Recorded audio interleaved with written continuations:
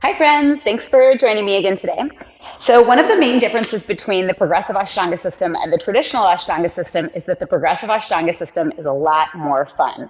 And one of the ways that you really see that is in the Surya Namaskars right at the very beginning. In traditional Ashtanga, it's very rigid and regimented, and you don't stray at all from the initial prescription. But in the progressive Ashtanga system, it allows you to bring your own creative vibe and your own creative flow into the practice. And that's something that I really love. And I especially love it in the Surya Namaskars, because if you're someone who has a very busy life and you don't have a lot of time to be on the mat, you can get on the mat and you can bust out some Surya Namaskars, some sun salutations in some creative and interesting ways that really give you a full, well-rounded practice. So today I'm going to show you a way to do Surya Namaskar B that actually incorporates some handstand training.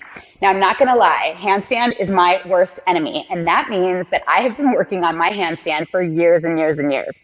I have a long time injury. I've had my neck broken, so I have some metal, some cadaver bone, things like that in my neck, and it's weakened my right shoulder.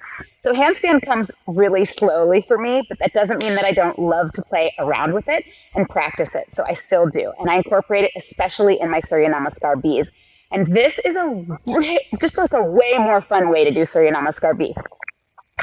I teach it in my classes, and I'm going to show it to you right now. So first I want to show it to you, and then I'm going to slow it down, and I'm going to talk you through it so that you can begin, if you want, to incorporate it into your own practice. The first thing I want to tell you is that adding this variation of Surya Namaskar B into your practice adds 2 breath cycles. So I'll talk you through that when we get to that part, but first let me just show you what I'm talking about. So Sun Salutation B, the second version.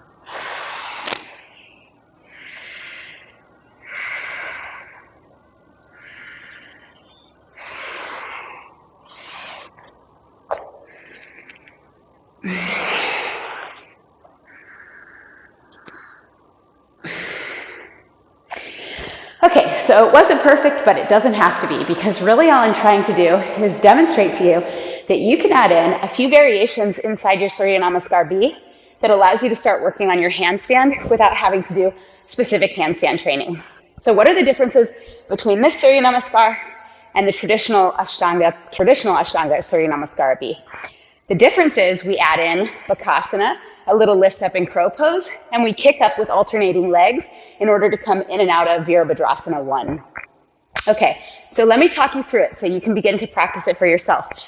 And then once you get really good at this, you can really start to make your Surya Namaskars juicy, so your A, your B, and I'll do that in another video, show you some cool, fun variations that you can do during your downward facing dog holds. Okay, but wherever you are right now, come to the front of your mat if you're practicing along with me. Stand in Samastiti or Tadasana, whatever you prefer to call it. The feet come all the way together to touch. And then bend the knees, come through Utkatasana. The arms come up. The arms stay straight. The palms of the hands press together. It's an inhale. It's an exhale. As you fold, Uttanasana. Inhale, Ardha Uttanasana. Lengthen the spine.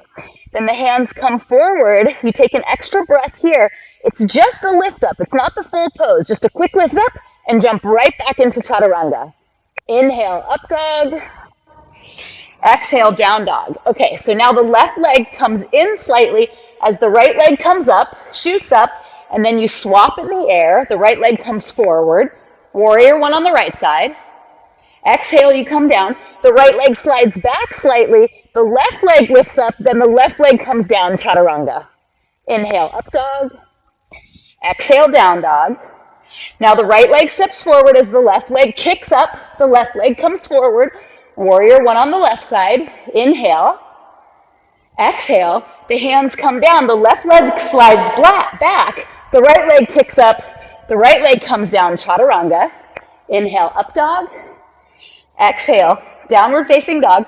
Then here you would spend your 5 breaths. You'll inhale to come to the front of the mat. So we'll skip the 5 breaths now because we're just doing a little demonstration. The knees bend, the heels lift. Inhale, come to the front of the mat. Lengthen the front body. Exhale, fold, Uttanasana. And then back through Utkatasana, chair pose. Inhale, arms up. And exhale, Samastiti. Whew. So you see, really gets the heart rate up, and you really have to work on your Ujjayi breath here. It's definitely a challenge to talk through the practice as I do it, but I love doing that. I love challenges. Anyway, this is how to do it. There's nothing really special or fancy about it. It's that simple. You have to practice it again and again and again. What if your legs don't kick up very high? Well, one thing that I like to do to really work on my own shoulder stability is I take my hands to the ground and I practice kicking one leg up. You can see here, and then down. The other leg up, and then down. One leg up, and then down. The other leg up, and then down.